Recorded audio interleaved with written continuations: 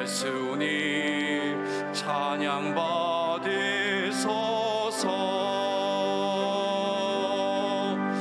예수님 찬양 받으소서. 죄 사했네 우리 위에 성령 주셨네. 예수님 찬양 받으소서.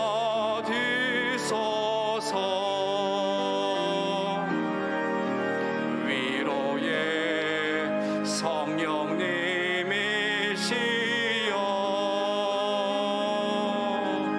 위로의 성령님이시여,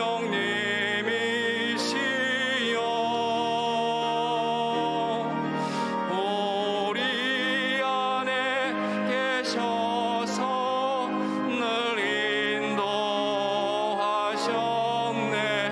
위로의 성령님이시여.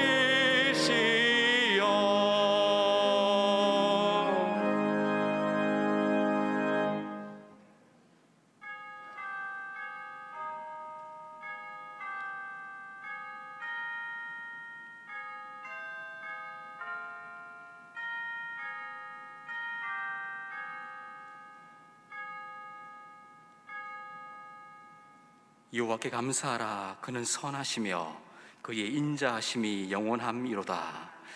은혜가 풍성하신 하나님, 한평생 하나님의 성전을 사모하고 하나님을 기쁘시게 하는 거룩한 예배자로 살아가기를 소원합니다.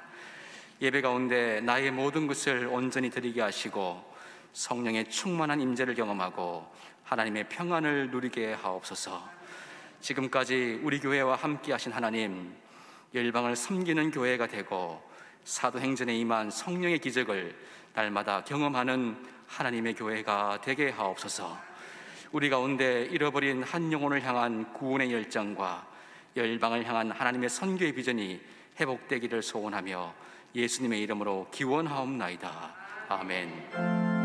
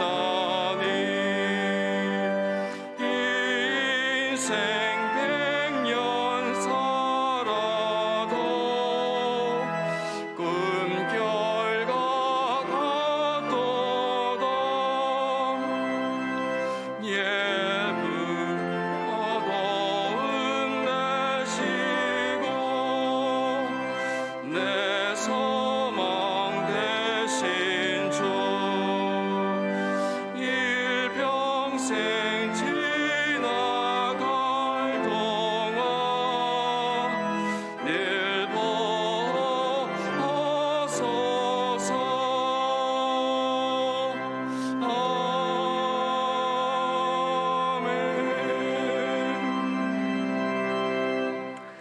지난 한 주간 우리의 삶을 돌아보며 침묵으로 참회의 기도를 드리겠습니다.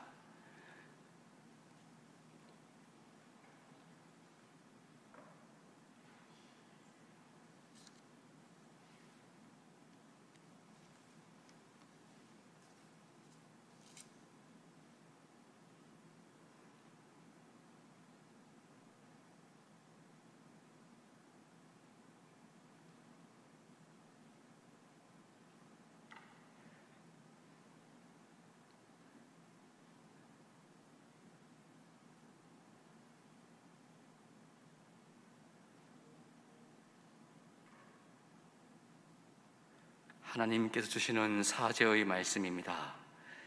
우리가 아직 죄인 되었을 때에 그리스도께서 우리를 위하여 죽으심으로 하나님께서 우리에 대한 자기의 사랑을 확증하셨느니라. 아멘.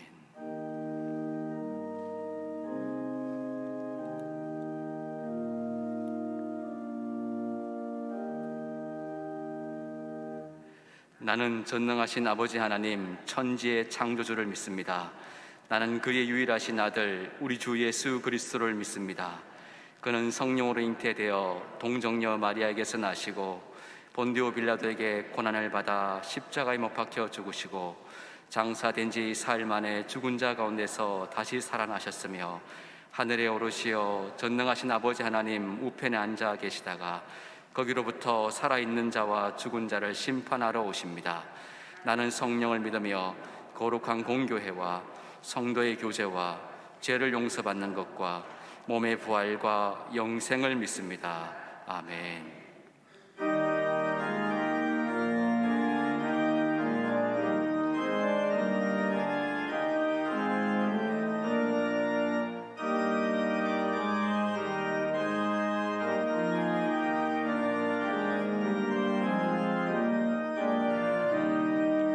시온 성과 같은 교회 그의 영광 한없다. 허락하신 말씀대로 조가친이 세웠다. 반석 위에 세운 교회 흔들 자가 녹으려 모든 원수에 워싸도 아무 근심 없도다. 생명샘이 솟아나와 모든 성도 마시니 언제든지 흘러넘쳐 복함이 없도다. 이런 물이 흘러가니 목마를 자 녹으려. 주의 은혜 풍족하여 넘치고도 넘친다. 주의 은혜 내가 받아 시온 백성 되는데 세상 사람 비방해도 주를 찬송하리라. 세상 어떤 모든 영광 거침한 개 같으나 주의 자녀 받을 복은 영원 무궁하도다.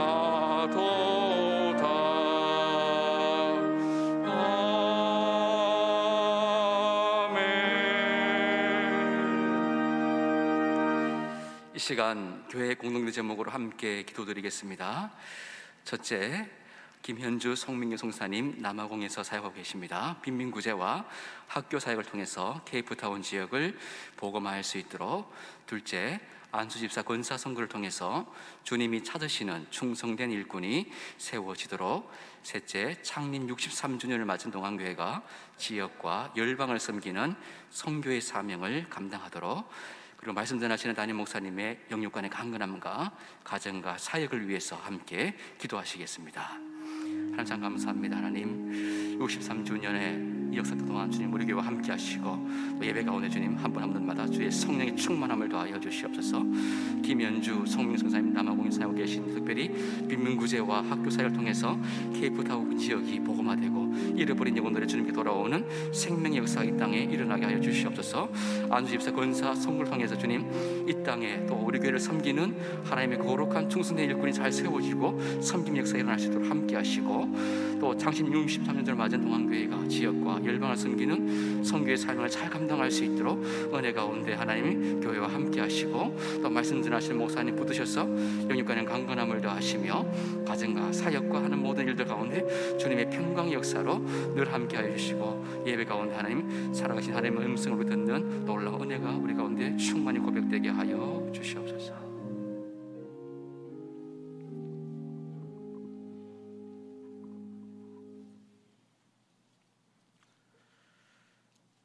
하나님 아버지, 지난 한 주간 저희들의 삶을 지켜주시어 아버지 앞에 나와 찬양과 경배를 올려드리게 하시니 감사드립니다. 이 시간 성령님 함께하여 주셔서 저희의 마음의 문을 활짝 열고 아버지의 말씀을 들으며 신령과 진정으로 예배하게 하여 주시옵소서. 하나님 아버지, 독생자 예수 그리스도를 이 땅에 보내주시고 십자가 보혈로 저희들의 죄를 사해 주시고 아버지의 자녀로 삼아 주셨지만 저희들은 여전히 죄 가운데 살아가고 있음을 고백합니다. 저희들 마음속에 가득 차 있는 음란과 부정과 사욕과 악한 정욕과 탐심을 비워내고 또 비워내어도 또다시 죄악된 마음이 자리 잡는 것을 봅니다. 아버지, 끊임없이 비워내게 하여 주시옵소서. 저희들을 긍휼히 여겨 주시옵소서. 성령님, 저희들과 매 순간 동행하여 주시옵소서. 저희들이 삶 속에서 늘 십자가를 바라보게 하시며 아버지의 은혜와 사랑을 잊지 않게 하시어 아버지의 진노가 임하는 삶이 아니라 생명의 삶을 살아갈 수 있는 신실한 자녀가 되게 하여 주시길 간절히 기도합니다. 하나님 아버지, 인생의 시간이 한 해 두 해 쌓인 이제서야 날마다 아침에 눈을 뜨게 하시고 호흡하는 이 모든 일상이 아버지의 은혜임을 깨닫게 됩니다. 또한 지난날의 시련과 고난을 되돌아보면 저희들의 삶의 주관자가 오로지 아버지이심을 알게 하여 주셨음도 기억합니다. 아버지, 그러기에 간절히 기도합니다. 건강의 문제, 특히 코로나의 시간 가운데 찾아온 경제적 어려움, 말 못할 고난으로 힘들어하는 동안의 성도들을 기억하여 주시옵소서. 아버지, 이들이 좌절하지 않게 하여 주시옵소서. 아버지, 이들이 소망의 끈을 결코 놓지 않게 하여 주시옵소서. 사랑하는 자녀들이 주신 시련을 통하여 아버지의 뜻을 발견하고 아버지의 길로 나아갈 수 있도록 인도하여 주시옵소서. 아버지, 사랑하는 자녀들의 간구를 결코 외면하지 마시고 이들의 탄식이 기쁨과 감사로 변화될 수 있도록 함께하여 주시옵소서. 나라를 지킨 순국 선열의 숭고한 희생정신을 기리는 6월 호국 보훈의 달을 보내고 있습니다. 우리가 지금 누리고 있는 자유의 민주주의와 신앙의 자유가 그냥 거저 얻어진 것이 아님을 저희들의 자녀들이 알게 하여 주시옵소서. 믿음의 선배들의 피 흘림과 희생과 헌신으로 이 나라가 여기까지 온 것임을 다시 한번 기억하며 남은 6월을 보내게 하여 주시옵소서. 하나님 아버지, 63년 전 척박한 임운동 이 땅에 저희 동안교회를 세워주시고 아버지의 뜻에 따라 지금까지 성장 부흥하게 하여 주심에 감사드립니다. 때를 따라 귀한 목사님, 선한 길을 사모하는 장로님과 권사님, 그리고 집사님들을 세워주시어 교회의 사명을 감당하게 하여 주셨습니다. 이후로도 이 땅이 하나님 나라가 되기를 꿈꾸며 지역과 나라와 열방을 겸손히 섬기는 아버지만이 주인 되는 교회 되게 하여 주시옵소서. 이제 남아있는 저희들이 이 사명을 감당할 때 믿음의 유산이 대대로 이어지는 동안교회가 되게 하여 주시길 기도합니다. 특별히 오늘은 동안교회를 섬길 안수 집사와 권사를 선출하는 선거가 진행되고 있습니다. 이 가정 위에도 주님이 함께하여 주시옵소서. 김영준 담임 목사님을 위해 기도합니다. 말씀의 능력과 지혜가 늘 충만하게 하여 주시옵소서. 목사님의 영과 육에 사탄막이 틈타지 않게 하여 주시고 목사님의 가정과 사역에 아버지께서 늘 동행하여 주시길 간절히 기도합니다. 여러 사람들이 코로나 이후 한국교회에 많은 변화가 올 것이라고 이야기합니다. 어떠한 환경이 한국교회에 다가올지 알지 못하고 막연하기까지 하기에 더욱 두렵습니다. 주님, 김영진 담임 목사님을 붙들어 주셔서 코로나 이후 한국교회와 저희 동안교회가 나아가야 할 길을 찾게 하시고 그 길로 저희들을 인도할 수 있는 귀한 목사님 되기를 간절히 기도합니다. 아버지, 6월 큐티 특별 새벽 기도를 갖고 있습니다. 기도가 필요한 이때에 기도의 자리에 나아가게 하시니 감사합니다. 새벽마다 주시는 말씀을 통하여 아버지의 은혜와 축복을 누리는 저희들 되게 하여 주시옵소서. 저희 동안교회가 1만 번 동안 성전의 성령 기도를 이어가고 있습니다. 코로나의 종식과 코로나를 통하여 민낯을 드러내는 한국교회의 회복과 저희 동안교회의 영적 부흥, 그리고 세계 선교 사역과 우리 형제가 살고 있는 북한의 복음화를 위해 간절히 기도할 때 저희들 한 사람 한 사람의 기도가 하늘의 미랄이 되어 100배, 1000배 열매를 맺는 놀라운 일이 일어나게 하여 주시옵소서. 아버지, 오직 주님만이 저희들의 피난처요 요새요 의뢰하는 하나님이심을 고백하고 또 고백합니다. 또한 저희들을 지켜주실 것을 신뢰합니다. 예배를 돕는 모든 손길을 기억하여 주시기를 원하오며 감사드리며 예수님 이름으로 기도합니다. 아멘.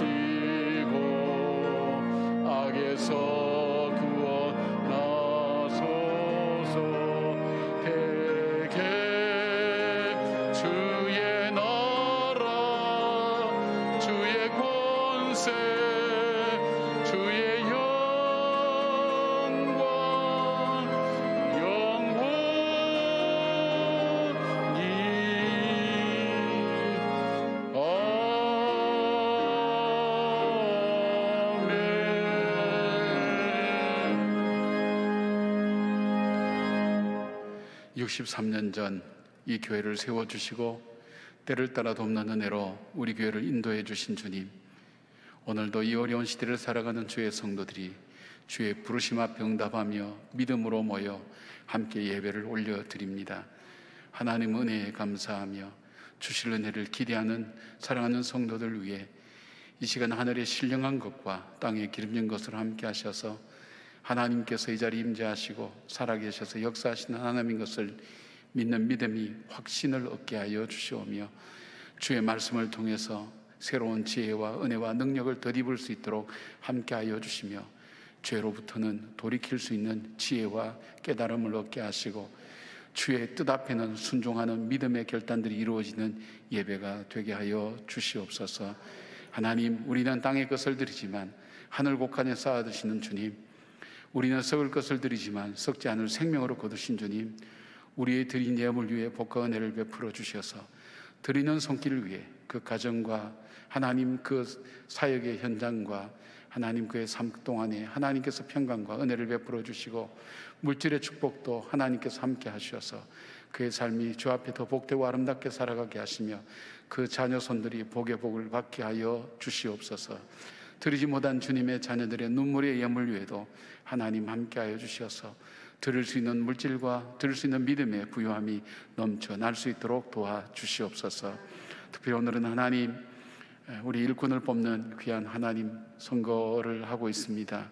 하나님께서 우리 가운데 함께 하셔서 우리 온 성도들이 함께 참여함으로 기도함으로 주님의 뜻 앞에 우리가 함께 나가게 하시고 또 세워지는 분들은 하나님 주님께서 주시는 귀한 직분임을 감당하며 겸손하며 잘 훈련받아서 하나님 앞에 아름답게 쓰임받을 수 있도록 하나님 함께하여 주시옵소서. 하나님께서 우리 교회를 또 다음 세대를 위해서 세워나길 일꾼들이 하나님 앞에서 아름답게 세워지는 놀라운 주의 은혜를 체험하며 함께 감사하는 저희들 되게 하여 주시옵소서. 질병으로 고통 중에 있는 우리의 지체들이 있습니다. 하나님, 사람의 힘으로는 할 수 없어서 안타깝게 부르짖는 경우도 있사오나 아버지, 이 시간 치료하는 광선을 발해 주셔서 치료하여 주시옵고 하나님 또 치료하는 의사나 하나님 간호사나 모든 하나님 약사나 모든 약이나 하나님 모든 것에 효력이 있게 하여 주셔서 함께 하여 주셔서 회복되는 역사들이 있게 하여 주시옵소서. 특별히 하나님 어려울 때 어렵게 봉사하는 우리의 지체들 위해 용기와 희망을 주시고 하나님 건강함을 허락해 주셔서 잘 감당케 하셔서 이 어려움을 통해 오히려 주님께서 불러주신 그 부름 앞에 더 큰 감사와 찬송으로 영광 돌리는 하나님 우리 어려우신들 또한 될 수 있도록 도와주시옵소서. 오늘 예배를 통해서 주님 영광 받으시기를 원하옵고 우리 주 예수 그리스도의 이름으로 기도드리옵나이다. 아멘.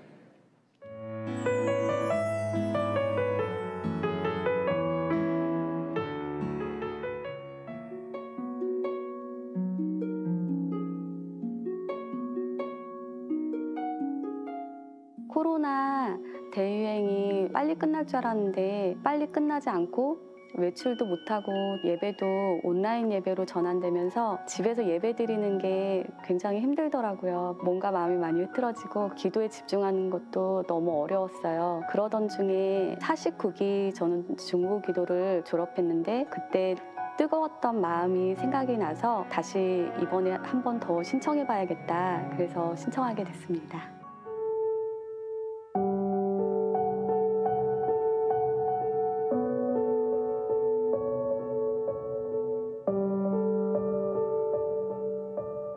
시작했을 때는 초반에 제가 편도염하고 축농증 때문에 좀 많이 힘들었었어요. 축농증 약과 편도염 약을 먹으니까 굉장히 몸이 무기력해지고 또 우울감도 오고 불면증도 너무 심해가지고 조원들한테 불면증이 너무 심하다라는 기도 제목을 내놨었어요. 잠도 안 오고 그렇다고 뭔가를 하고 싶은 생각도 안 들고 누구를 만나고 싶지도 않고 아무것도 할 수 없을 것 같은 그런 생각이 자꾸 들게 되고 어둠의 터널을 지나는 그런 느낌인 것 같아요.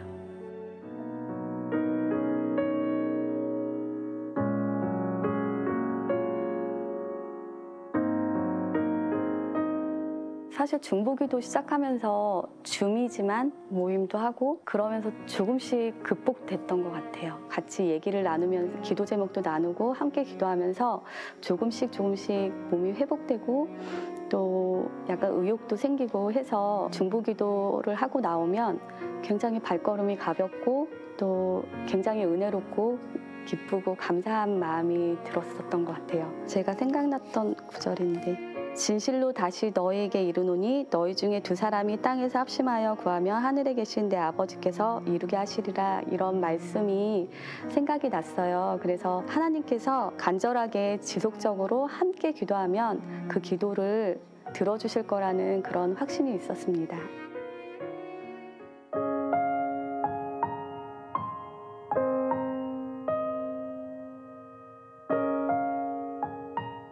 처음에는 하나님 제 병을 완치되게 해주세요 이렇게 기도했는데 지금은 모든 걱정과 염려를 하나님께 맡기겠습니다. 하나님께서 뜻하신 대로 내가 건강을 되찾을 수 있게 주님 도와주세요 이렇게 기도합니다. 하루 24시간 중에 제가 하나님과 대화하는 시간이 너무 없었던 것 같아요. 그동안은.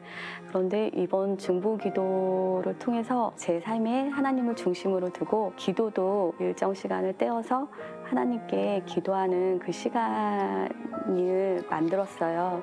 그래서 아침에 일어나서 간단하게 예배 드리고 기도하면서 또 다른 사람을 위해서도 기도하는 시간이 생겼고 그런 부분이 좀 변화된 것 같아요. 앞으로 신앙생활하면서 항상 다른 사람과 함께 기도하는 중보 기도자가 되고 싶습니다. 되게 기도를 할 때 저 혼자 기도를 하는 것보다 여러 사람이 기도하는 게 굉장히 힘이 되는 것 같아요. 많은 권사님들과 또 집사님들 또 함께 기도해 주시는 중보자가 기도하고 있어요 라고 얘기했을 때 더 많이 위로되고 더 힘을 얻었던 것 같아요. 그래서 하나님께서 개별적인 기도도 다 들어주시지만 함께 중보하는 것을 더 크게 듣고 응답해 주실 것을 확신합니다. 중보기도 하는 분들을 위해서 격려와 축복이 박수하십시다. 고맙습니다. 오늘 예배의 자리에 오신 여러분들을 축복하고 환영합니다. 우리가 좌우에 있는 분들도 함께 축복하시죠. 주의 평강을 기원합니다. 주의 평강을 기원합니다. 고맙습니다. 오늘은 교회 생일입니다. 우리가 63년 전에 방공포로, 그러니까 6.25 사변 이후에 방공포로로 석방됐던 분들을 중심으로 우리 교회가 시작이 되었습니다. 옛날에는 이 지역을 제가 잘 모릅니다만은 아주 척박하고 보잘것없는 땅이었지만 아마 이곳에 우선순위가 교회를 세워야 되겠다. 우리 한국의 미래는 교회에 있다 생각하고 이 교회를 세웠는데 오늘 이만큼이 성장한 것을 보면 그들 마음속에 하나님 행하신 일들이 얼마나 귀하고 놀라운 일인가 하는 것을 보게 됩니다. 시대마다 하나님은 사람을 택하셔서 그 시대를 이끌어 가시는데 이 시대는 우리를 택하셔서 우리로 하여금 이 시대를 이겨내도록 믿음으로 살아내도록 하나님께서 우리를 부르셨습니다. 잘 이겨나가는 여러분 되시길 바랍니다. 그래서 이 여러분 보내신 그 창립 기념 우리 드린 헌금은 전액 우리 교회를 주신 하나님께 감사하며 전역 외부의 어려운 분들을 위해서 쓰여집니다. 교회 예산으로 들어오지 않습니다. 전역 어려운 분들을 위해서 쓰여지고 또 그렇게 쭉 지금까지 해왔습니다. 우리만의 감사가 아니라 또 우리의 감사를 이웃과 함께 나누는 그런 예물이 되니까 여러분께서도 기억해 주시기를 바랍니다. 그리고 우리 장로님들께서 로덴푸드에서 나온 그 인절미가 있습니다. 제가 떡을 그렇게 즐겨 먹는 스타일, 찾아서 막 즐겨 먹는 스타일은 아닙니다. 근데 이 떡은 찾게 됩니다. 무슨 광고하듯이 제가 해서 죄송한데 정말 그렇습니다. 포장도 잘 돼 있어서 이 떡을 여러분께 드린다는 뜻입니다. 중요한 것이. 근데 한 가정이 하나가 아니라 한 분이 하나씩. 근데 조건은 다른 분 것까지 갖고 가면 안 됩니다. 그래서 그 1층에 나가실 때 여러분이 드리게 됩니다. 정말 여러분에게 우리 장로님들께서 좋은 선물을 드리고 정말 떡을 통해서 또 우리가 기쁨을 같이 나눌 수 있어서 어려울 때 얼마나 감사한지 모르겠습니다. 고맙습니다. 그리고 우리 일부 예배 후에 공동회의를 거쳐서 지금 선거가 진행되고 있는데 우리 안수 집사님 40명, 권사님 70명 지금 우리 선출을 위해서 함께 선거를 하고 있습니다. 물론 몇 분이 신청서를 다 이제 서류를 내지 않아서 빠져 있습니다만은 여러분께서 빠지지 말고 여러분도 투표를 꼭 함께 해주시기 바랍니다. 2층으로 내려가시면 선거인 명부에 사인하시면 투표용지를 주시고 또 투표용지를 받고 사인하시고 도장을 찍고 그렇게 투표하시면 됩니다. 기표하시면 투표가 끝나게 됩니다. 여러분께서 함께 참여해 주셔서 정말 오늘이 축제가 되고 세워진 분들은 정말 우리 온 성도들의 기대와 기도로 세워졌구나 하는 그런 마음 가지고 그들이 직분자의 길에서 벗어나지 않도록 여러분께서 그렇게 기도로 잘 세워주시기 바랍니다. 우리가 큐티 새벽기도가 이제 한 주일 남았는데 이 새벽기도가 우리의 삶을 바꾸는 굉장히 중요한 이유는 내가 일상이 무너지지 않고는 이 새벽기도를 할 수가 없습니다. 일상이 무너지니까 일상이 무너지는 아픔이 있죠. 그 아픔을 이겨내면서 이 새벽기도를 하게 되니까 삶이 변하게 됩니다. 그래서 여러분께서 새벽기도를 계속 하시는 분들은 새벽기도의 맛을 알기 때문에 힘들어도 끝까지 참석합니다. 왜냐하면 그걸 통해서 주시는 하나님의 은혜를 또 응답을 많이 누리기 때문에 그렇습니다.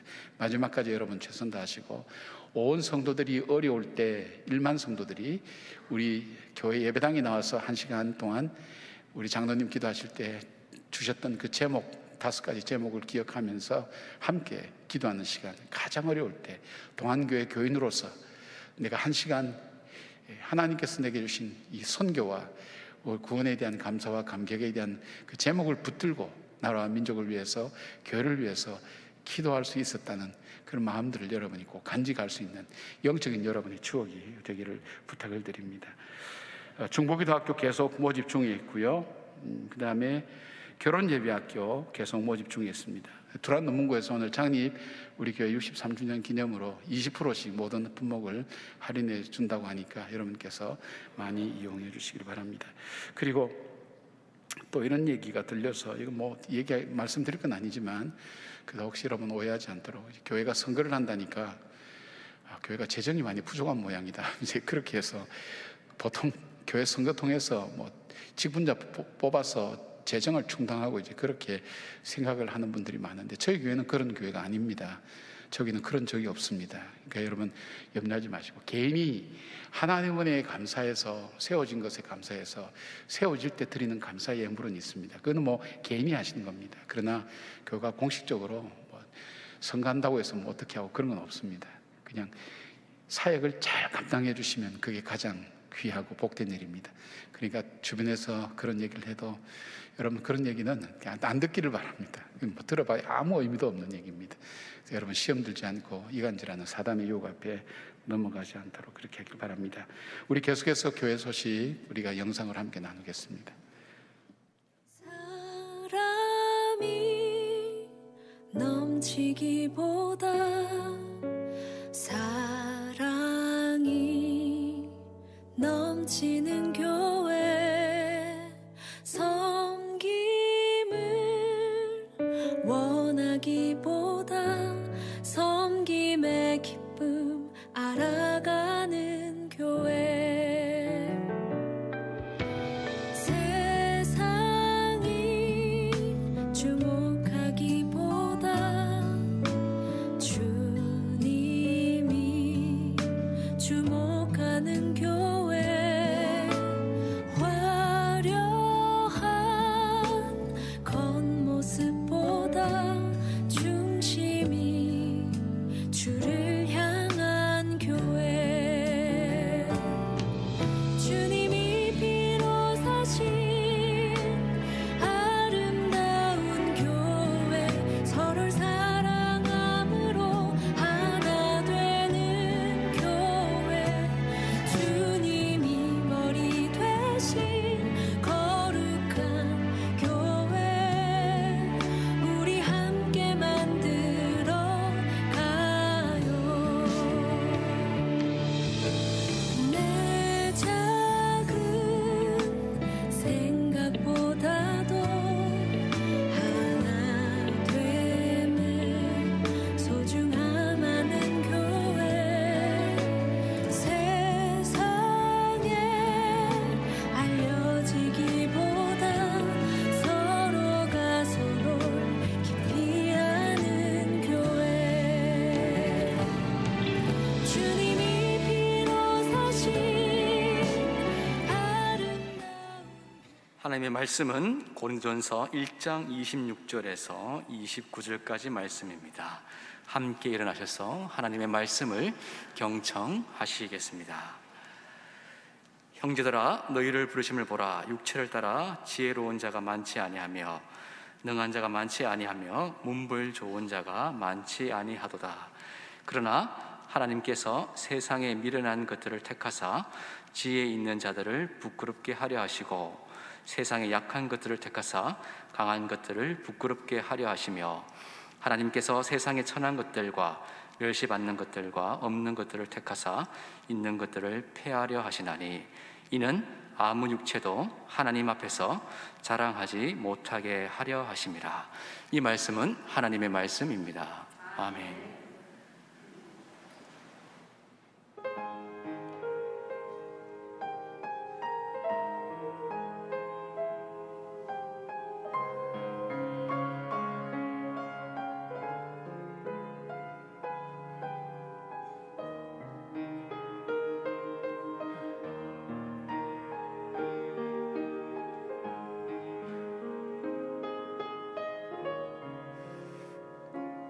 나의 은총을 입으니여 너를 아노라.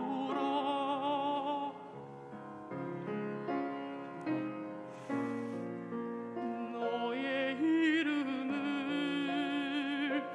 내가 아노라. 나의 사랑을 아느니여 함께 가노라.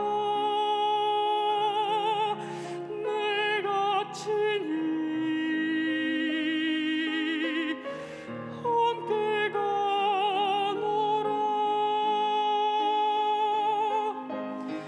내가 너로 변케하며 나의 모든 선함으로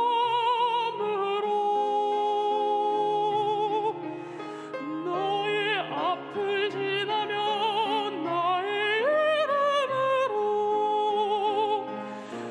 너를 지키리라. 나의 은총을 입으니여 나의 사랑을 아느니여 내가 너를 축복하노라.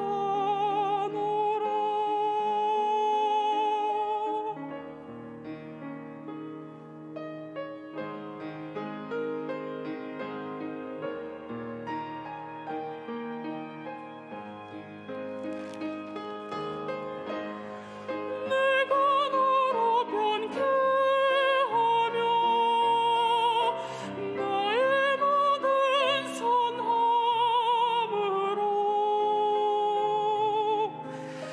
너의 앞을 지나면 나의 이름으로 너를 지키리라. 나의 은총을 입으니여 나의 사랑을 아느니여 내가 너를 축복하노라.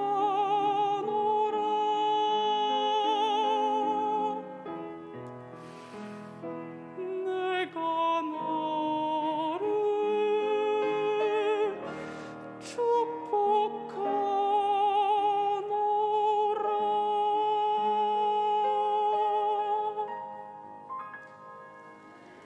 아멘.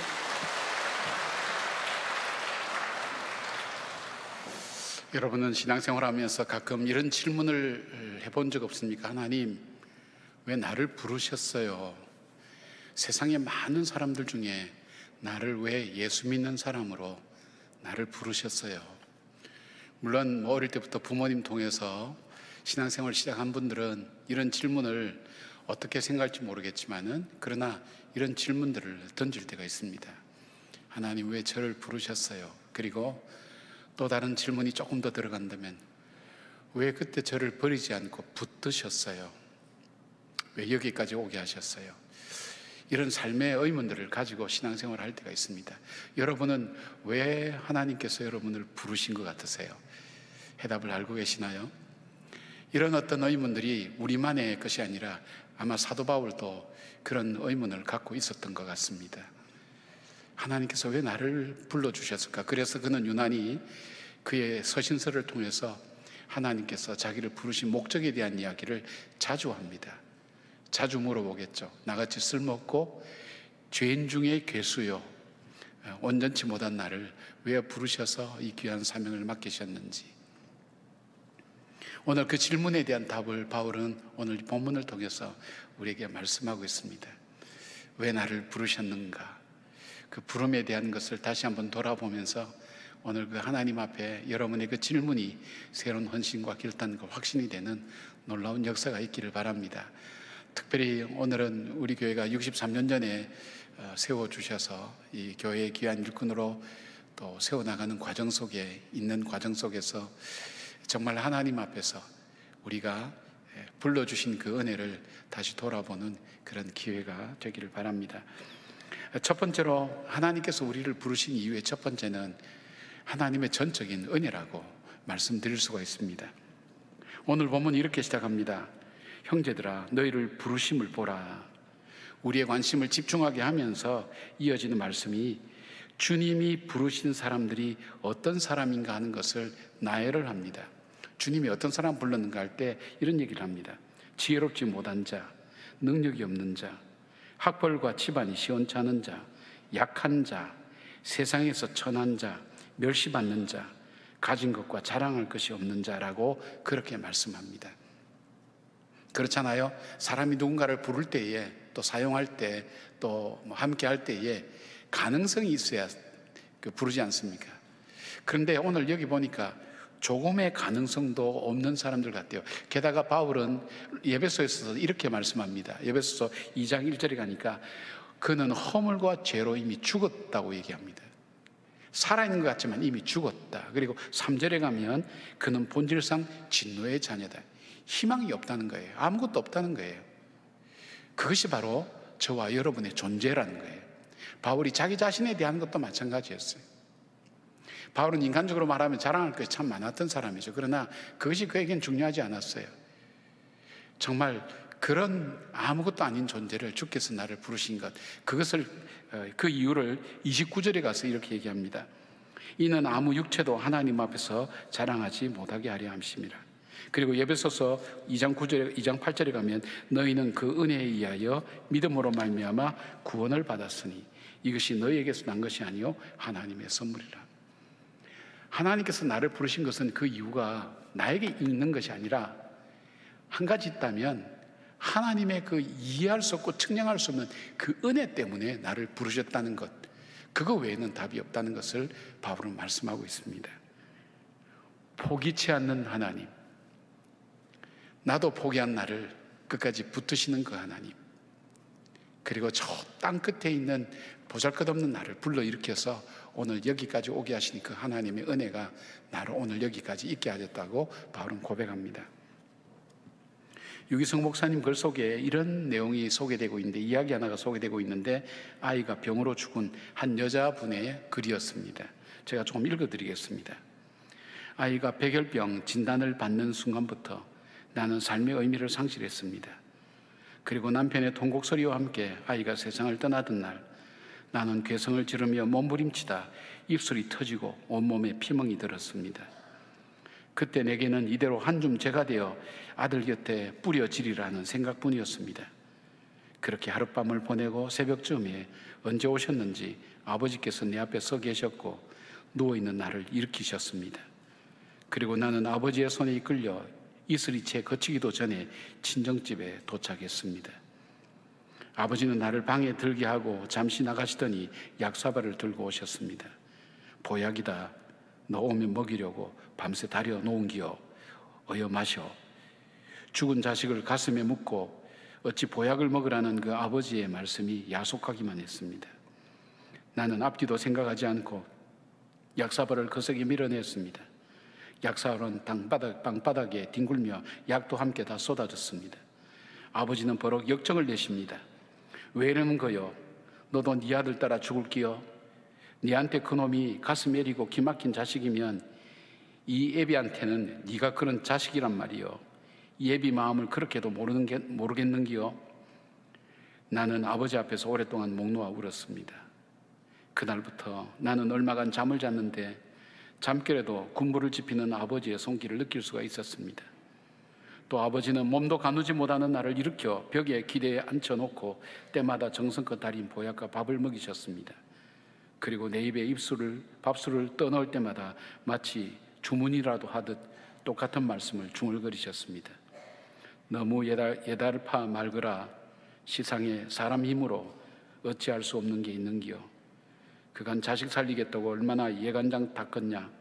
얼렁 세월이 흘러야 네 마음이 편해질 건데 얼렁얼렁 세월이 흘러야 얼렁얼렁 세월이 흘러야 아버지는 그렇게 슬픔 속으로 빠져드는 나를 붙들어 주셨습니다.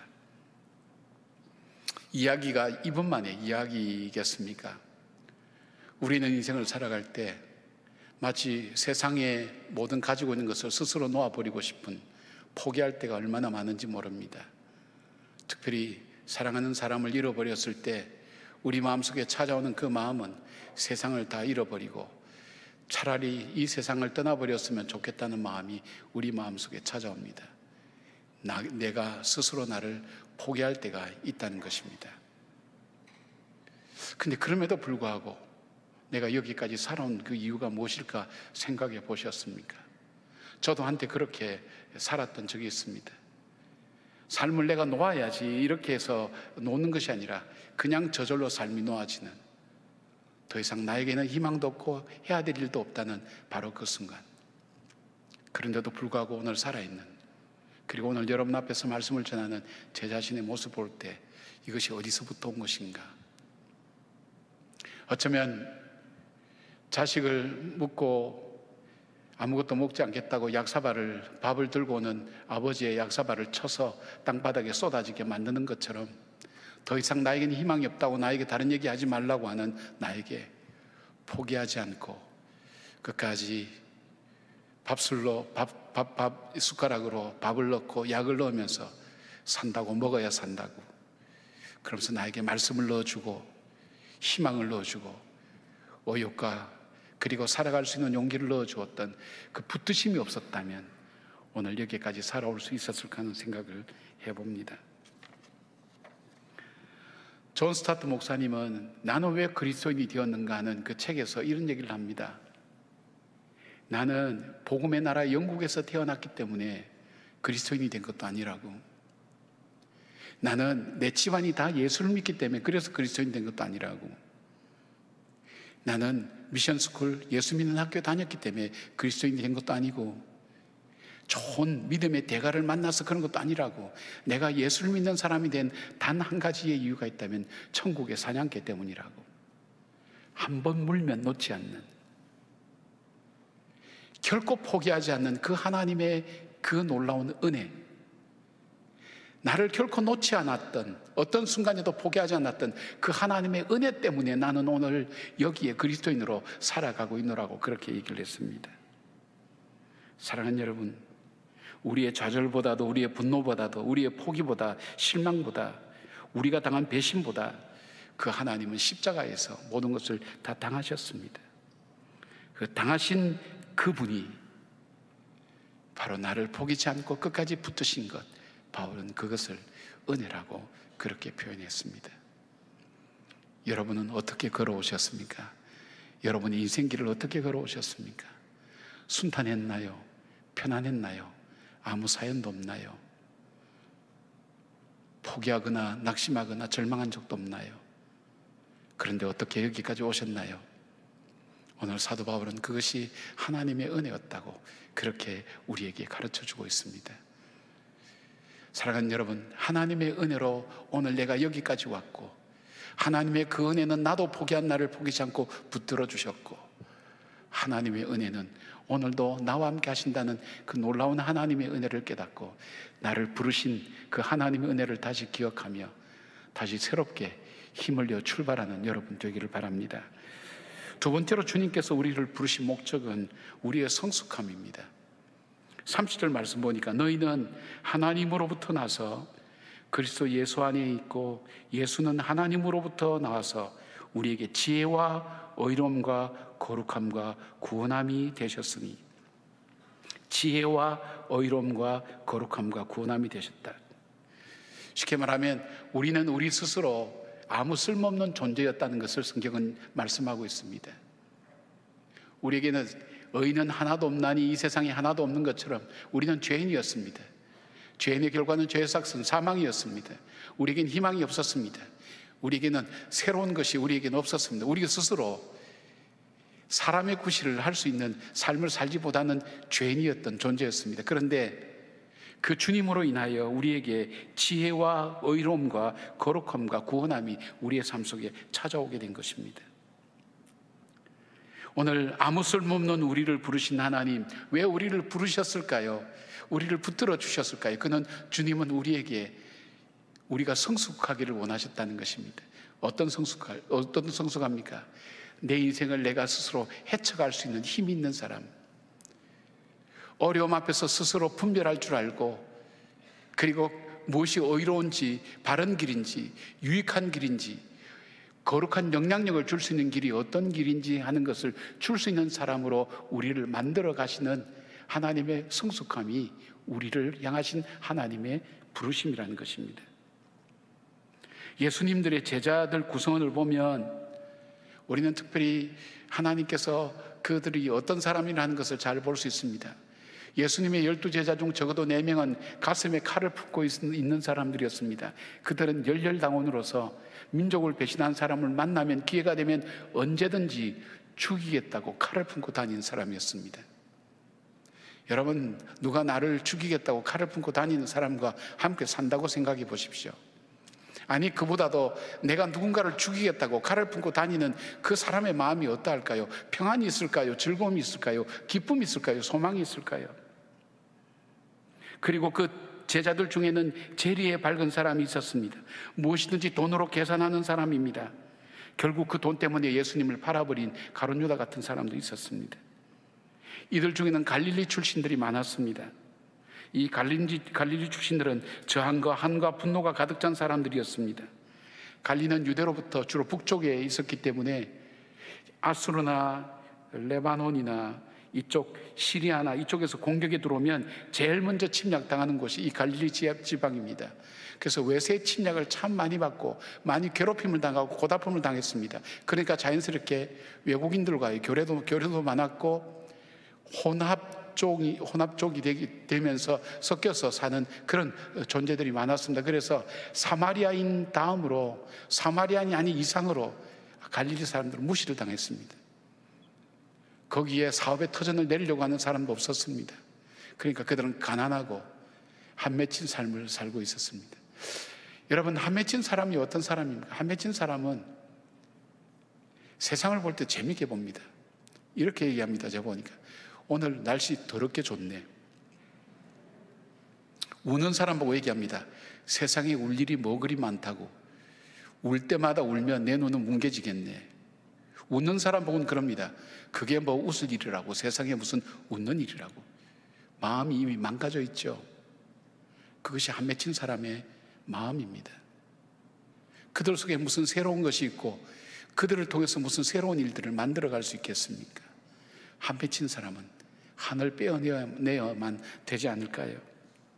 또 마테라는 사람이 있었습니다. 그 사람은 동족을 썰어서 자기 이익과 자기의 필요를 위해서 살았던 사람입니다. 세리를 하면서 자기의 삶을 위해서 다른 어떤 것도 중요하게 생각하지 않았습니다. 또한 예수님의 제자 중에는 부정적인 사람, 의심이 많은 사람이 있었습니다.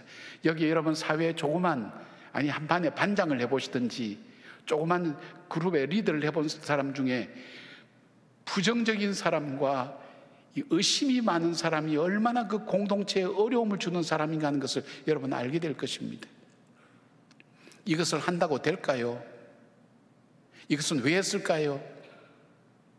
좋은 말로 그 사람은 분석하려고 하고 따진다고 얘기하지만, 그러나 의심하고 부정하는 사람과 함께 공동체를 이루어서 나간다는 것이 얼만큼 어려운 일입니까? 제자들 12명 중에는 그 가운데 이런 사람도 있었습니다.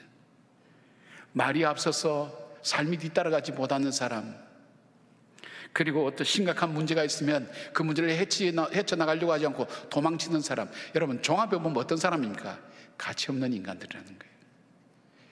사람 구실도 못하고 인생을 살면서 자기가 왜 사는지 삶의 의미와 보람도 만들어내지 못하는 그 사람들 중심으로 모아져 있다는 것을 보게 됩니다. 자기라는 틀과 지역과 문화와 전통의 상자 속에 갇혀서 자기중심적이고 이기적이며 상처와 아픔을 주고받는 평범한 사람들 이하라고 볼 수 있습니다. 마치 갓 태어난 아이처럼 다른 삶에게 아무런 유익을 주지 못하고 부담만 되는 그런 인생입니다. 성숙함을 주제로 삼은 야고보서는 성숙하지 못한 인생에 대해서 이렇게 표현합니다. 그는 각 장마다 성숙하지 못한 사람의 특징, 그 사람의 특징은 인내심이 없습니다. 잘 참지를 못합니다. 성숙하지 못한 사람은 행하지 않습니다. 말만 앞서고 실천이 없고 헌신이 없습니다. 성숙하지 못한 사람은 혀를 절제하지 못합니다. 혀는 작지만 온몸에 굴레를 씌우는 것인데 이 혀로 자기의 모든 것을 다 불살라버리고 사람들에게 이간과 그 싸움과 그리고 분열과 다툼으로 나가게 만드는 사람이라는 겁니다. 그리고 심지어는 자기 스스로에게도 상처와 아픔을 주는 사람입니다.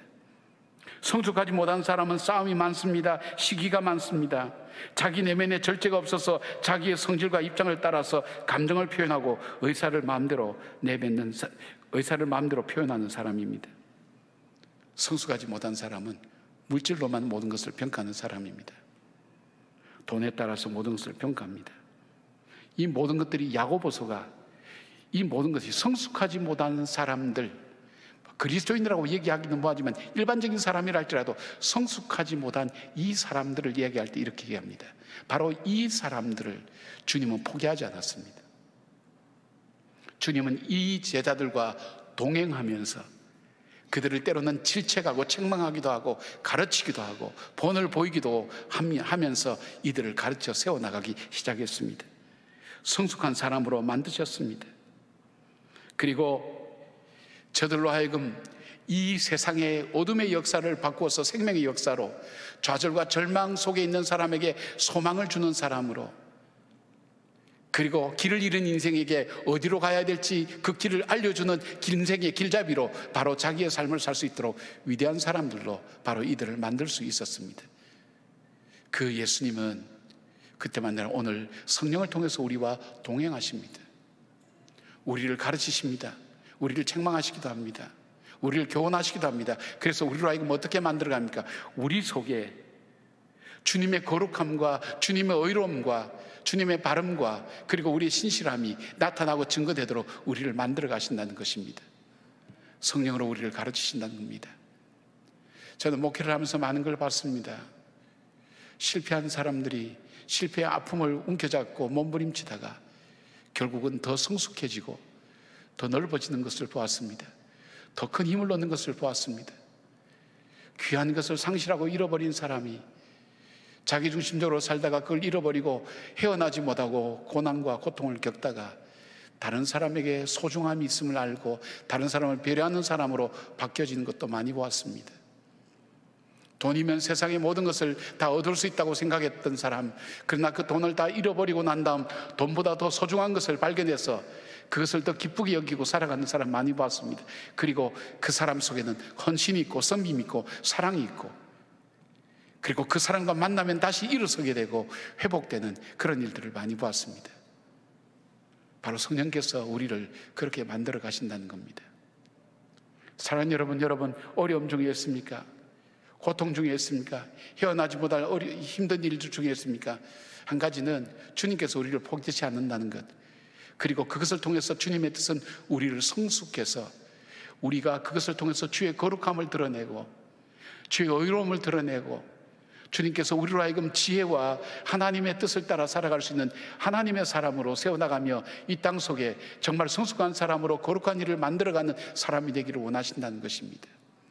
우리가 팔을 잡을 때 이렇게 잡으면 하나가 놓아버리면 떨어지죠. 그러나 하나님께서 우리를 잡는다 그럴 때는 이렇게 잡는 겁니다. 내가 손을 놓아도 이 손은 떨어지지 아니하는 겁니다. 내가 손을 놓아도 주님은 우리를 놓지 않습니다. 우리를 붙들어 주십니다. 어떤 낙심과 절망이 있달지라도 주님은 이것이 끝이 아니라 이걸 통해서 우리를 하나님의 성숙한 사람으로 만들어가는 주님의 계획 속에 있다는 것. 그래서 이 땅 속에 반드시 하나님의 거룩함을 드러내고 주의 영광을, 의로움을 드러내는 정말 복되고 아름다운 인생으로 세워가기 위한 주님의 목적이 있다는 것을 기억하면서 우리를 부르신 그 주님 앞에, 우리를 세워나가시는 그 주님 앞에, 우리를 성숙시켜 나가시는 주님 앞에 순종하며 믿음으로 담대하게 나가는 여러분 되기를 바랍니다. 세 번째로 주님께서 우리를 부르신 기대는 사명자의 삶입니다. 31절 말씀입니다. 기록된 바 자랑하는 자는 주 안에서 자랑하라 함과 같게 하려 함이라. 우리의 자랑과 외침이 바로 예수님입니다. 예수 그리스도를 증거하는 자의 삶을 살기를 원하시는 것, 그것이 주님께서 우리를 부르신 목적이기도 합니다. 존 메가더 목사님은 예수님이 선택한 평범한 사람들이라는 책에서 제자들을 부르신 단계를 4단계로 나누어 설명합니다. 첫 번째, 제자들을 부를 때는 회심의 단계가 있다는 것입니다. 주님을 전혀 알지 못하는 사람에게 주님의 소식을 듣게 합니다. 주님에 대해서 알게 합니다. 주님께서 직접 그 사람을 만납니다. 그리고 주님을 받아들이게 만듭니다. 그러나 여전히 그는 자기의 삶을 살고, 그리고 자기가 해왔던 대로 생활하지만 그러나 주님을 알고 주님을 따라가는 삶, 바로 회심으로의 부름입니다. 두 번째 부름이 있다면 사역의 단계입니다. 생업에 종사하는 그들에게 찾아갑니다. 그래서 너로 하여금 내가 사람을, 고기를 낚는 어부가 아니라 사람을 낚는 어부로 너희를 만들 거라, 나를 따라오라고 주님이 사역으로 그 사람을 초청합니다. 제자들을 초청합니다. 부르십니다. 쉽게 말씀드리면 우리가 오늘 여러분들이 각자 삶을 살고 있지만은 그 삶의 중심이, 목적이 내가 예수 그리스도를 증거하고 드러내고 나타내는 삶을 살고 있다면 바로 이 사역의 부르심으로 주님께서 우리를 불러주신 겁니다. 부르십니다. 그리고 세 번째 단계가 있습니다. 사도로서 부르시는 단계입니다. 사도로서 부르는 단계는 어떤 단계입니까? 예수님의 제자들이 많이 있었습니다. 12명만 있었던 것이 아닙니다. 전도하러 보낸 70명이 제자들도 있었고 수많은 주를 따르고자 하는 사람이 있었지만 그 중에서도 12명만 뽑았습니다. 그리고 그들을 훈련시킵니다. 주님이 직접 보내십니다. 그리고 주님이 명하신 일을 행하게 하는 사람, 사도로서의 부르심입니다. 네 번째 부름은 순교로서의 부르심입니다. 예수님의 부활 이후에 이루어졌습니다. 저들은 극심한 박해와 고난을 이겨내며 예수 그리스도의 구세주 되심과 주님 되심을 열방 가운데 전하였습니다. 그리고 그들은 죽는 순간까지 자신들이 믿는 예수 그리스도의 복음에 목숨을 바쳤습니다. 예수님의 제자 중 사도 요한 외에는 모두 다 순교했던 이유는 무엇입니까?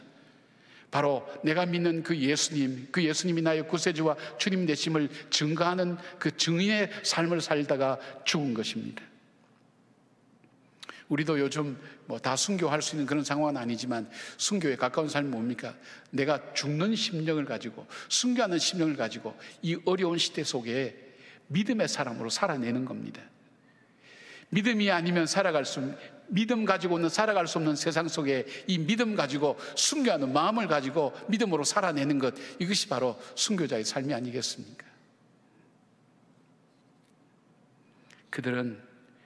결국 그 제자들은 주님께서 불러주셨을 때에 죽음으로써 예수님께서 나의 구세주와 주님 되심을 증거했습니다. 왜 예수 그리스도를 증거하게 했을까요? 예수 그리스도, 바로 그 이름 속에는 여기에 소망이 있고 생명이 있고 지혜가 있고 그리고 은혜가 있기 때문입니다. 우리가 우리 것 가지고 전하는 것 아닙니다. 예수 그리스도를 증거하는 겁니다. 왜냐하면 예수 이름 속에 능력이 있고 여기에 구원이 있고 소망이 있고 생명이 있기 때문에 예수 그리스도를 증거하고, 이 증거하기 위해서 자기의 삶을 다해서 증거한 그런 삶을 살았던 사람입니다. 바로 제자들을 부르셨을 때 그리스도의 증인으로 살기를 주님은 우리에게 원하셨던 것입니다. 그 주님은 동일하게 우리에게도 원하고 계실 겁니다. 오늘 우리가 살아가는 삶, 단순히 회심으로만 살아가는 그 삶, 주님 앞에 어쩌면 여러분이 사도로 부름을 받을 수 있었을지도 모릅니다. 어쩌면 제자로 여러분 부름을 받아서 살아갈 수 있을 것입니다. 사역의 부름을 받았을 수도 있을 수도 있습니다. 그러나 더 궁극적인 것은 뭘까요? 우리가 그리스도의 이 복음을 위하여 죽을 때까지 증거하는 증인의 삶을 주님은 오늘도 우리에게 원하신다는 사실입니다. 전라남도 신안군에 가면 정도라는 섬이 있죠. 여러분 아마 우리 교인들과 함께 국내 성지 순례 갈 때 갔던 곳입니다.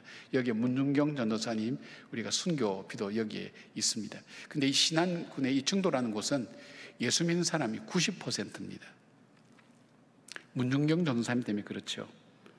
근데 청도 옆에 임자도라는 섬이 있는데 바로 이 문중경 전사님이 이 노둣길, 물이 빠지고 나면 노둣길을 따라서 이렇게 쭉 순례하고 전도하고 배 타고 다니며 전도했던 그 섬들입니다. 그 임자도라는 곳에 이 임자진리교회를 개척했는데 여기에 1930년도 문중경 전사님이 전도를 하는 사람 중에 이판일이라는 사람이 있었는데 이분은 나중에 이 교회 장로님이 되셨습니다. 그런데 이 장로님 가족이 다 예수를 믿다가 6.25 때 22명의 가족이 모두 공산당에 의해서 순교를 하게 됐습니다. 그 교회 48명 속에 22명이 이 집 가족이었습니다. 1950년 10월 30일 날 국군과 함께 22명의 가족 모두 순교한 가운데 유일하게 남은 아들, 목포에 공부하러 나갔던 아들 이인재가 국군과 함께 들어와서 자기 가족과 친척이 공산당에 의해서 비참하게 처참하게 죽은 것을 확인을 했습니다. 국군도 너무 마음에 안 들어서 이 사람에게 그 폭도들을 죽일 수 있도록 사형 집행권을 주었습니다. 피가 거꾸로 솟는 것처럼 그 죽은 가족들을 바라볼 때 어떤 심정이겠습니까? 죽여서 가루로 만들어서 마셔도 아마 그 마음이 다 풀리지 않을 겁니다. 총을 겨누었습니다. 분노의 총이었습니다. 복수의 총이었습니다. 총을 쏘려고 할 때 아버지의 음성이 들리는 겁니다. 이판일 장로님의 음성이 들리는 겁니다. 아들아, 나는 이 사람들을 이미 다 용서했다고. 그 순간 다리에 힘이 빠져나가면서 그는 땅바닥에 털썩 주저앉았습니다. 그리고 그 아들도 그 사람들을 용서했습니다. 아버지의 농지를 팔아서 그 돈을 가지고 교회를 다시 세웠습니다. 이 진리교회를 다시 건축하게 됐습니다. 그리고 그 자기 가족을 죽인 그 폭도들과 그 가족들이 같이 신앙생활을 할 수 있도록 해 주었습니다. 지금은 그 이판일 장로님의 아들인 이인재 목사님이 그 교회를 목회하다가 은퇴하셨고 얼마 전에 돌아가셨어요. 그 손자되는 이성균 목사님 와서 지금 목회하고 있어요. 근데 이야기가 끝이 아닙니다. 그런데 이 2019년도 전라남도에서 이곳이 정말 기독교의 유적이 많고 정말 우리가 의미 있는 장소라고 생각돼서 상당히 많은 투자를 해서 바로 이 문중경 전도사님이 노둣길로 다녔던 그 길의 노선을 따라서 12km를 이렇게 쭉 이 섬마다 연결해서 보면서 섬 몇 개를 연결해서 이 소학도를 중심으로 12개의 제자교회를 세웠습니다. 12km를 한 개씩 세우면서 사람들이 순례하도록 그렇게 만들었다는 것입니다. 즉 산티아고처럼 그런 순례길처럼 바로 이곳에 생명을 바쳐서 복음을 증거하고 예수 그리스도께서 구세주와 주님 되신 것을 증거했던 그 사람들이 살았던 그 삶의 흔적들을 12명의 제자들과 함께 순례길을 따라가며 걸어가며 그것을 묵상하며 예수를 믿는다는 것이 무엇인가, 주님의 부르심 앞에 응답하는 것이 무엇인가 하는 것을 느낄 수 있도록 이것을 지었습니다. 여러분하고 이제 코로나가 풀리면 한번 꼭 가보려고 그렇게 생각합니다. 그냥 평범하게 살아가는 우리들에게 예수님의 부르심을 받은 그 제자들의 삶, 그 교회를 하나하나 찾아가면서 그들이 어떤 상황에서 어떻게 순교를 당했는지, 무엇을 위해서 순교를 했는지, 어떻게 살다가 떠났는지를 묵상하게 하면서 삶의 의미를 잃어버린 기독교인뿐 아니라 일반인들에게도 그 길은 순리의 길이 되어서 많은 사람에게 용기와 희망을 주고 있습니다. 사랑하는 여러분, 저는 처음 이야기로 다시 돌아가 보겠습니다. 왜 주님은 나를 부르셨을까요? 나를 왜 주님의 자녀로 삼으셨을까요? 아무리 생각해도 이유를 찾을 수가 없습니다. 오늘 바울이 고백했던 것처럼 주님의 전적인 은혜입니다. 나에게 이유가 없습니다. 나에게 조금의 이유도 없습니다. 가치와 조그만 근거도 찾을 수가 없습니다. 전적인 하나님의 은혜입니다. 그리고 그 주님은 오늘도 나를 성숙해서 이 땅을 살아가며 한 번 지나가는 인생 속에 정말 의미 있는 삶, 거룩함과 의로움으로 표현했지만은 정말 이 땅을 살면서 나로 하여금 헛된 인생을 살지 않았다고 말씀하실 우리의 삶이 그렇게 성숙되고 그렇게 사용되기를 원하고 계신다는 것, 그리고 그 부르심의 궁극적인 것은 바로 내 삶을 바꾸셨던, 나에게 참 소망을 주셨던 그 바로 그 예수님을 알지 못하는 그 사람에게도 동일하게 전하며 그분이 정말 나의 인생의 주인이셨다고, 나의 구세주였다는 것을 증거하는 증인의 삶으로 살도록 우리를 부르셨다는 사실입니다. 사랑하는 여러분, 시간을 흘러갈수록 우리가 믿는 이 믿음은 점점 나누어질 겁니다. 그러나 그 어려운 상황 속에서 우리의 부르심을 여러분 계속 묵상하시길 바랍니다. 왜 불러주셨을까? 현실의 수많은 어려움이 나로 하여금 위협하고 어렵게 하고 좌절하게 할 때도 그때도 낙담하지 않고 주님께서 나를 왜 불러서 오늘 이 자리에 앉게 하셨을까? 하나님을 믿는 사람으로 나를 왜 불러주셨을까? 나를 구속해 주신 그 하나님의 큰 은혜를 기억하면서 우리의 성숙함을 통해 믿음 안에서 든든하게 세워져가는 여러분의 신앙이 되어서 정말 이 시대의 모든 일들, 감당해야 될 일들을 능히 감당하면서 주의 영광을 드러내는 주님의 거룩한 제자들로 살아가는, 팬이 아닌 제자들로 살아가는 여러분의 삶이 되기를 주의 이름으로 축원합니다. 아멘. 기도하겠습니다. 아버지, 왜 우리를 불러주셨는지 우리는 아무리 생각해도 이해할 수 없습니다. 그래서 하나님의 은혜로 이 쓸데없는 자 왜 불러주셨는지, 왜 구속하여 주신지 난 알 수 없도다 고백했던 찬양처럼, 그리고 나 같은 죄인을 불러주신 그 크고 놀라운 사랑을 노래했던 하나님 수많은 사람의 그 고백처럼 아버지, 우리도 동일하게 그 고백에 하나님 찬양을 주님 앞에 올려드리기를 원합니다. 나를 불러주신 그 은혜에 감사합니다. 붙들어 주시고 인도하신 그 은혜를 감사를 드립니다. 하나님, 나로 하여금 더 성숙하게 살아가도록 만드셨던 주님, 그리고 이 땅을 살아가면서 하나님의 사람으로 살아갈 수 있는 믿음의 사람으로 걸어가는 저희들 되게 하여 주시옵소서. 그리고 어떤 상황 속에서도 우리가 하나님의 자녀임을 믿는 그 믿음을 증거하는 증인의 삶을 끝까지 살아가는, 그리하여 증인으로 하나님 앞에 하나님 나가서 주님의 품 안에 안길 수 있는 우리의 인생이 될 수 있도록 주여 함께하여 주시옵소서. 예수님의 이름으로 기도드리옵나이다. 아멘. 함께 일어나셔서 90장 찬송 부르시겠습니다.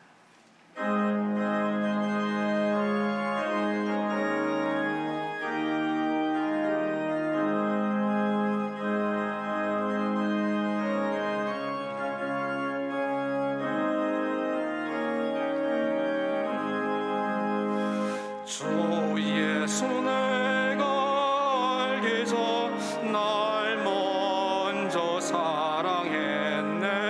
깊으신 사랑 나타나 내 영혼 거듭났네. 주 내 맘에 늘 계시고 나 주의 안에 있어. 저 포도비유 같으니 참 좋은 나의 친구. 내 친구 대신 예수님 날 구원하시려고 그 귀한 몸을 버리사 내 죄를 대속했네. 나 주님을 늘 믿으며 그 선을 의지하고 내 몸과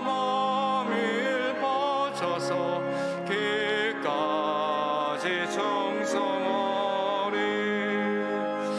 내 진실하신 친구여 길이 내 내려주사 날 항상 보시고 내 방패 되옵소서.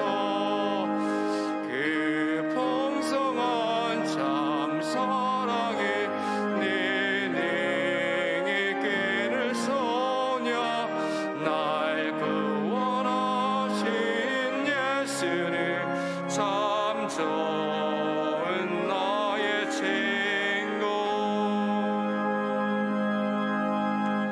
시편 91편을 믿음으로 선포하시겠습니다. 지존자의 은밀한 곳에 거주하며 전능자의 그늘 아래에 사는 자여, 나는 여호와를 향하여 말하기를 그는 나의 피난처요 나의 요새요 내가 의뢰하는 하나님이라 하리니, 이는 그가 너를 새 사냥꾼의 올무에서와 심한 전염병에서 건지실 것이미로다. 그가 너를 그의 깃으로 덮으시리니 내가 그의 날개 아래에 피하리로다. 그의 진실함은 방패와 손방패가 되시나니, 너는 밤에 찾아오는 공포와 낮에 날아드는 화살과 어두울 때 퍼지는 전염병과 밝을 때 닥쳐오는 재앙을 두려워하지 아니하리로다. 1000명이 내 왼쪽에서 10,000명이 내 오른쪽에서 엎드러지나 이 재앙이 내게 가까이 하지 못하리로다. 오직 너는 똑똑히 보리니 악인들의 보응을 내가 보리로다. 내가 말하기를 여호와는 나의 피난처시라 하고 지존자를 너의 거처로 삼았으므로 화가 내게 미치지 못하며 재앙이 내 장막에 가까이 오지 못하리니, 그가 너를 위하여 그의 천사들을 명령하사 내 모든 길에서 너를 지키게 하심이라. 그들이 그들의 손으로 너를 붙들어 발이 돌에 부딪히지 아니하게 하리로다. 내가 사자와 독사를 밟으며 젊은 사자와 뱀을 발로 누르리로다. 하나님이 이르시되 그가 나를 사랑한즉 내가 그를 건지리라. 그가 내 이름을 안즉 내가 그를 높이리라. 그가 내게 간구하리니 내가 그에게 응답하리라. 그들이 환난 당할 때에 내가 그와 함께하여 그를 건지고 영화롭게 하리라. 내가 그를 장수하게 하므로 그를 만족하게 하며 나의 구원을 그에게 보이리라 하시도다. 아멘. 이제는 우리 주 예수 그리스도의 은혜와 우리 하나님의 사랑과 성령님의 감화 감동하심이, 예수 그리스도께서 우리를 부르신 그 부르심에 응답하며 믿음으로 살기로 다짐하는 예배를 드린 한 분 한 분들 머리 위에와 이 나라와 이 민족과 한국 교회 위에 지금부터 영원까지 함께 하시기를 간절히 축원하옵나이다. 아멘.